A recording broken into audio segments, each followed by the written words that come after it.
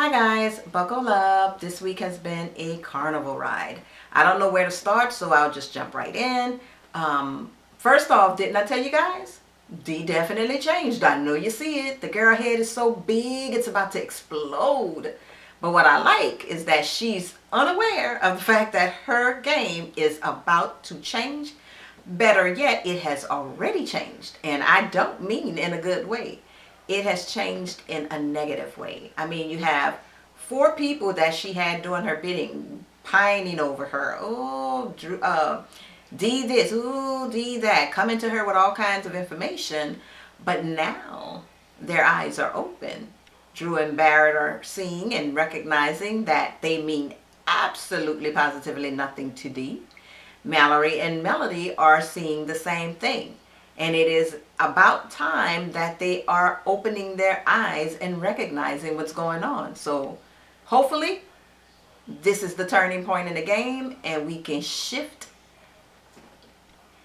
that momentum that the icons, or so-called icons, have, and the newbies could start doing better in a game. Maybe it'll drive them and maybe they'll start winning a game. We need them to win at least 3 HOHs back to back to back.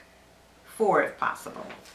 Anyway, I also want to comment about Dee, because she made a comment talking about Drew proved his loyalty to her and the other so-called icons when he blew up Taylor's game as well as Lala's.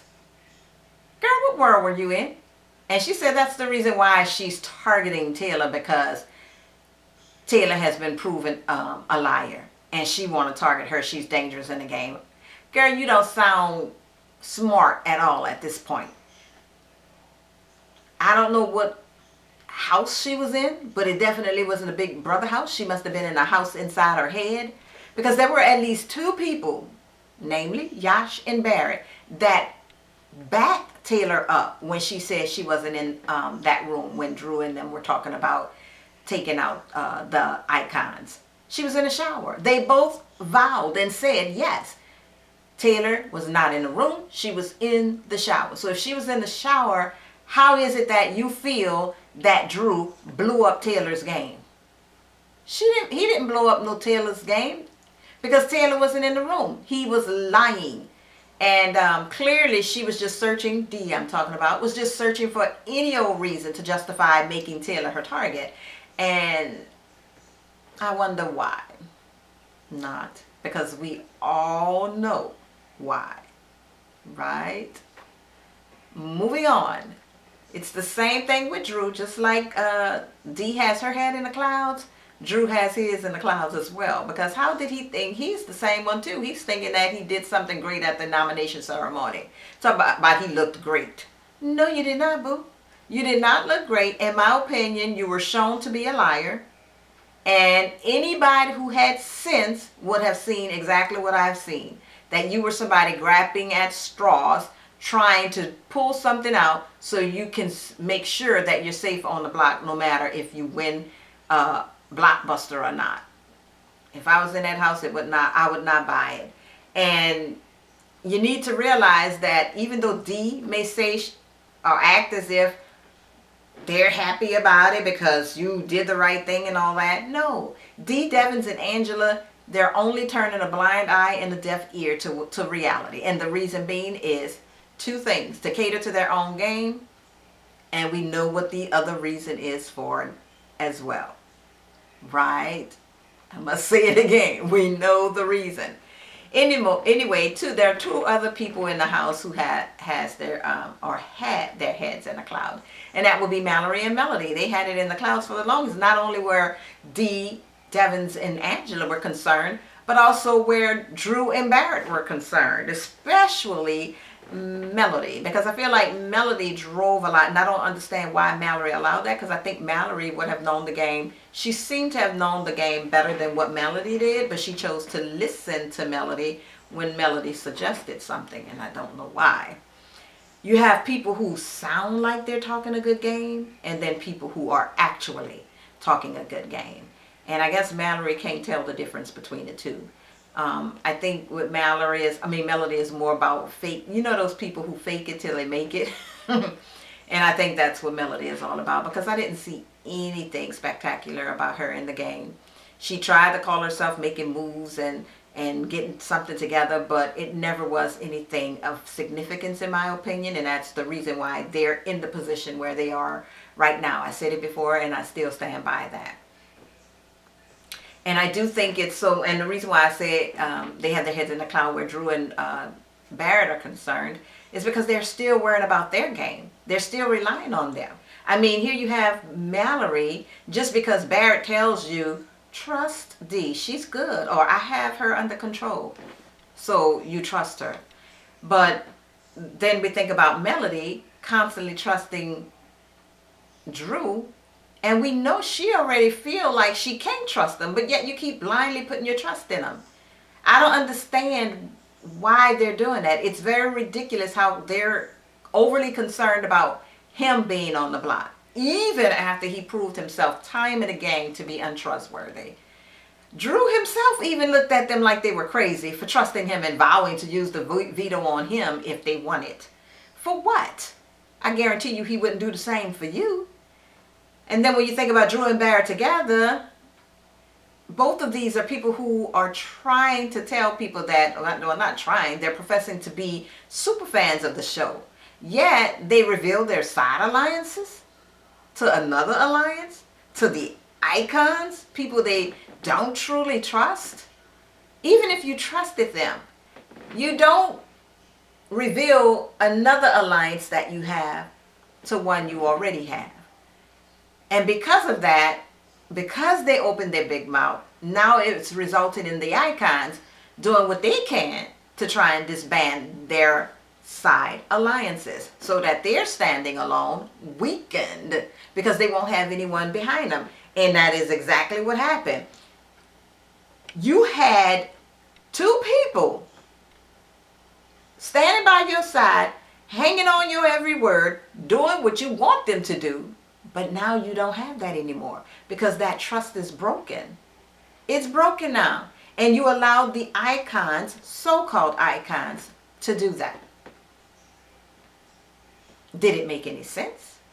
And as usual, Drew is totally delusional, acting as if he has been wronged in some way by the icons, you know, talking about he's been wronged in the game without reason. No, newsflash. The icons had good reason to put you on the block, dear. You've consistently proven yourself untrustworthy. You've been playing both sides of the house all season, and you think people don't notice that? You think there's no repercussions for that? If you play in the house and you know you've been caught many times, what you think they're going to do? Just sit back and say, oh, we understand why you did it, Drew. We still got your back. No.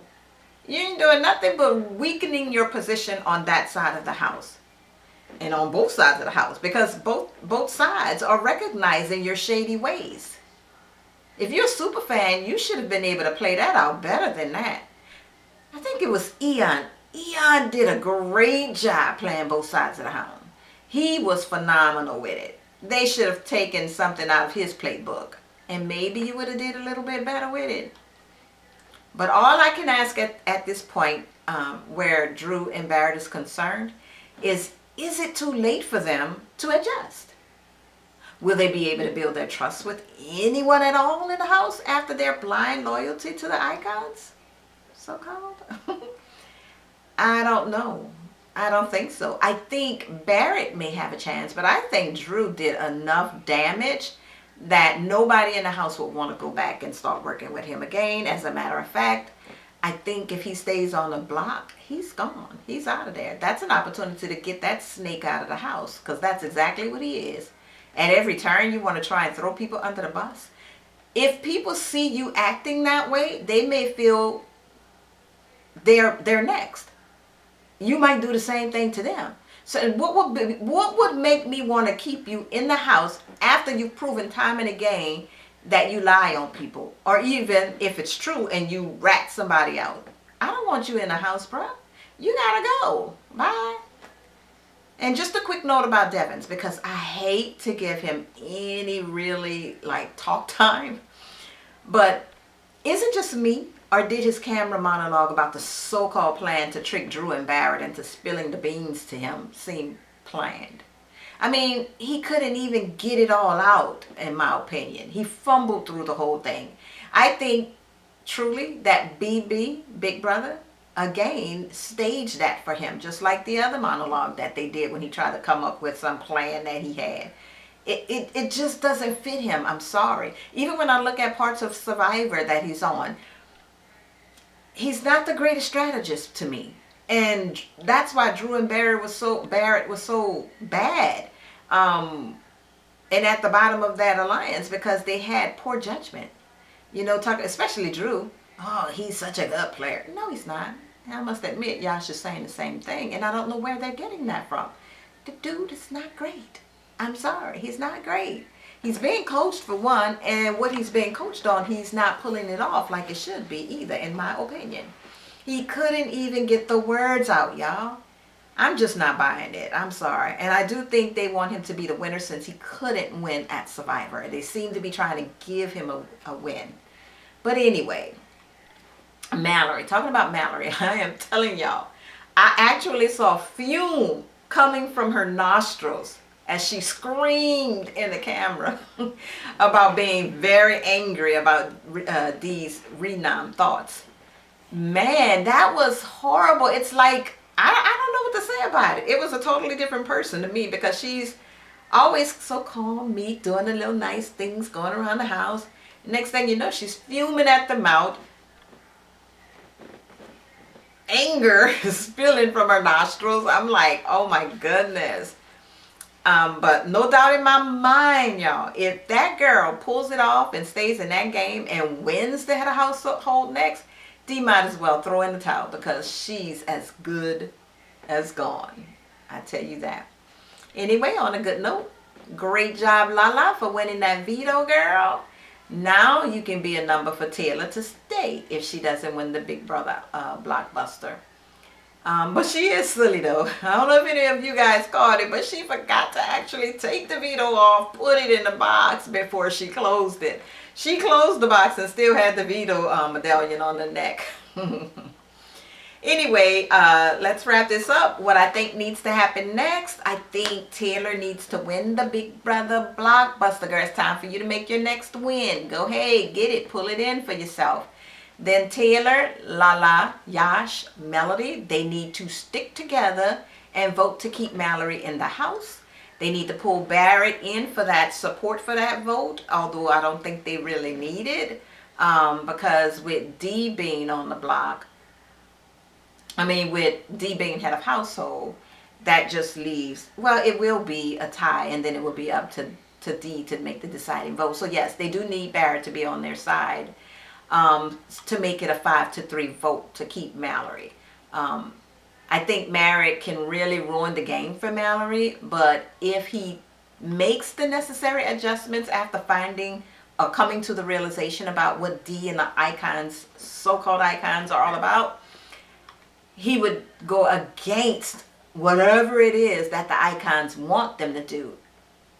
And he would keep Mallory, because they want him to get rid of Mallory. But so that means don't do that.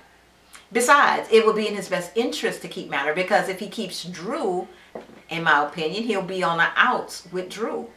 But keeping Mallory, he can have a prayer of staying a little bit longer in the game, because you'll be siding with the majority of the house at this point now.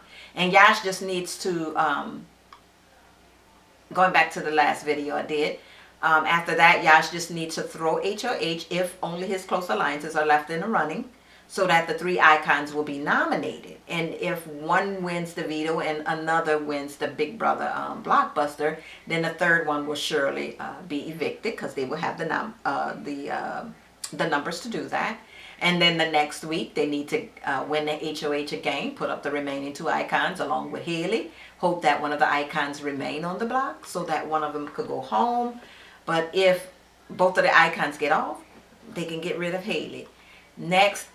The next week, following week, again, they need to put up the last icon or 2, along with Barrett or Haley.